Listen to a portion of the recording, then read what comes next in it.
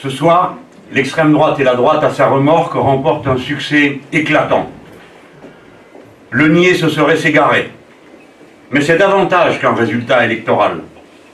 Leur victoire montre que notre culture de la fraternité humaine, notre idéal de liberté personnelle, notre aspiration à l'égalité sociale et au partage des richesses, notre conscience de l'intérêt général humain face à la catastrophe écologique qui s'avance, tout cela n'est plus dans la culture commune de notre patrie. Hélas, il en est de même ailleurs. Une mauvaise saison de l'histoire recommence en Europe. Après le Danemark, la Norvège, la Hongrie et combien d'autres pays, la face obscure du vieux continent gagne du terrain partout, comme chez nous. La cruelle politique imposée par l'Union européenne en est la cause commune. En France, le quinquennat de François Hollande et la primature de Manuel Valls seront celles d'une soumission sans condition à ces diktats européens. C'est la principale cause du résultat de ce soir. Tant de souffrances sociales, tant de médiocrité politicienne, tant de mépris du peuple ont épuisé toutes les patiences. Notre pays est menacé de dislocation.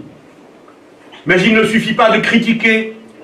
Il faut ouvrir un nouveau chemin. Il faut refonder notre République. Ne vous laissez pas embrigader par leur soi-disant tripartisme qui méprise nos 11% et ignore les 50% d'abstention. Je lance un appel. Vous autres, ne vous résignez pas. Ne laissez pas Hollande et Valls réduire la belle idée progressiste de gauche à néant. En décembre prochain, nous serons appelés une nouvelle fois aux urnes. Offrons à notre peuple une nouvelle alliance populaire, crédible, indépendante de ce gouvernement avec qui rien n'est possible. Une alliance visible, c'est-à-dire ayant le même sigle dans tout le pays pour que chacun puisse enfin l'identifier.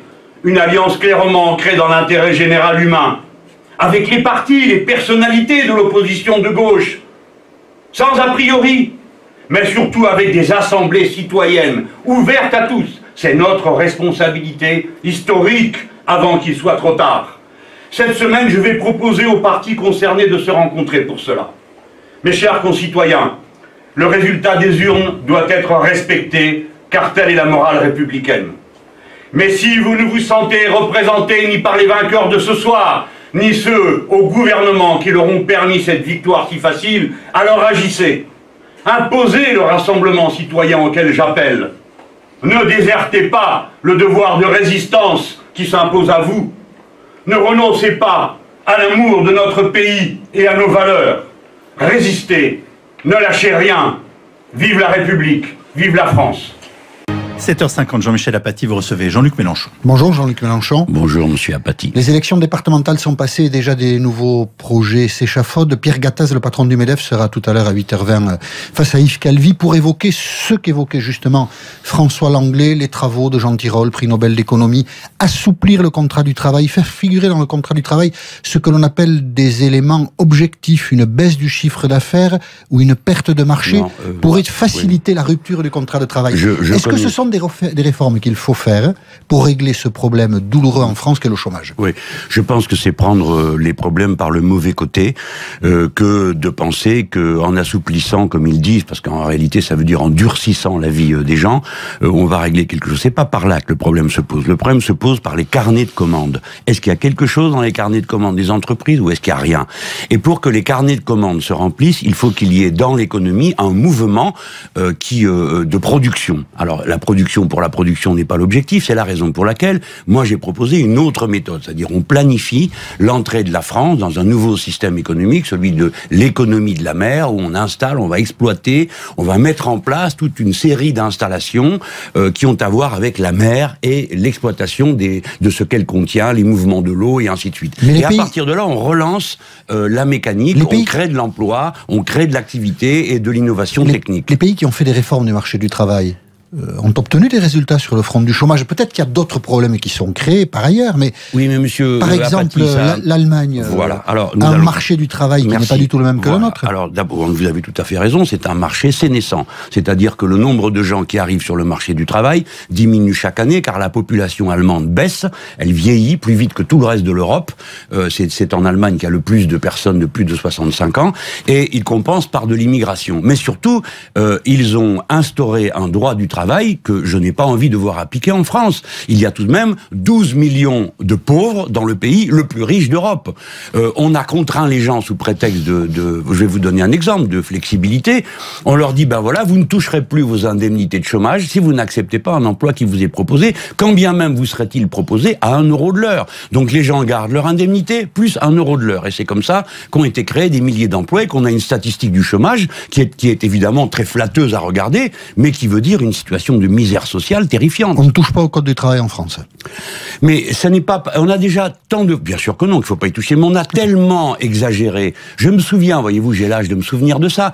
On nous a dit qu'en supprimant l'autorisation administrative de licenciement, on allait flexibiliser, etc., et créer 400 000 emplois. On ne les a jamais vus. Ce n'est pas par ce bout-là qu'il faut prendre le problème. Le bout, il faut le prendre par l'activité économique. Quand on relance l'activité économique, les carnets de commandes se remplissent et le chômage baisse. Il n'y a pas besoin d'être un aigle ni d'avoir un prix Nobel d'économie pour comprendre ça. Et cela a déjà été fait. Je vous le rappelle, dans les années 2000, Lionel Jospin avait laissé tous les comptes sociaux en vert. Pourquoi? Parce que 2 millions d'emplois avaient été créés. Voilà, c'est aussi simple que ça. Pas besoin d'être un aigle pour comprendre cela, mais il faut constater que le résultat des élections départementales montre que vous n'êtes pas compris, Jean-Luc Mélenchon. Si le Parti Socialiste et le gouvernement sont impopulaires, ce n'est pas vous qui en profitez dans les urnes, mais plutôt le Front National. Vous expliquez ça comment? C'est tout à fait vrai. Mais il aurait déstabilisant fallu, pour vous. Il aurait fallu, vous savez, avant que... Moi, ma démarche, c'est une démarche de conviction et d'un démocrate. On rencontre l'opinion, les électeurs, ils en veulent pas, c'est eux qui décident. Mais il aurait fallu un véritable miracle pour que les gens arrivent à nous détecter.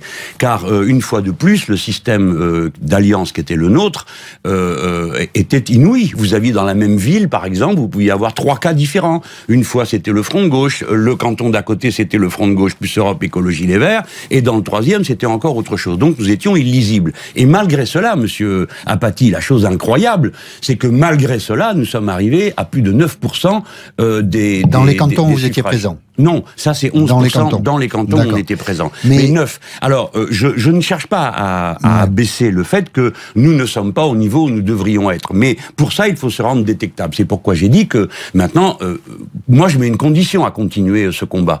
C'est d'être lisible. Moi, j'en ai assez d'écoper les lendemains d'élections. On me pose la question que vous venez de me poser, et moi, j'ai apporté sur mon dos l'inconséquence et l'incohérence de stratégies confuses. Donc, ça, c'est un message adressé à vos partenaires, le Parti communiste, non, le Parti communiste a été parfaitement clair. À vos partenaires, en tout cas. En tout cas, moi, je propose une nouvelle alliance. Je propose de la faire avec Europe Écologie Les Verts, avec Nouvelle Donne, avec les socialistes affligés. Il y a de quoi faire quelque chose d'extrêmement large qui soit une possibilité pour le peuple français. Je refuse d'être embauché dans le fameux tripartisme où on a fait cadeau au Parti socialiste de l'existence de notre pôle politique. Hein, on a dit, bah voilà, tout ça c'est pareil. Comment c'est pareil? L'opposition de gauche est là et le gouvernement de gauche c'est pareil? Bien sûr que non.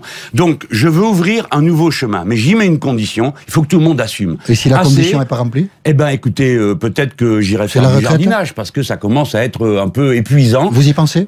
Non, je pense au combat. Ma vie est animée et éclairée par le combat, et si jamais je reculais d'1 mètre, des milliers de braves gens qui, eux, s'épuisent la vie, m'en voudraient à mort. Mais enfin, quand on pose une condition, si elle n'est pas remplie, il faut en tirer des conséquences. 17e Conseil des ministres franco-allemands conjoint aujourd'hui à Berlin. Vous dites, Jean-Luc Mélenchon, stop à l'Allemagne. Ça veut dire quoi, stop à l'Allemagne?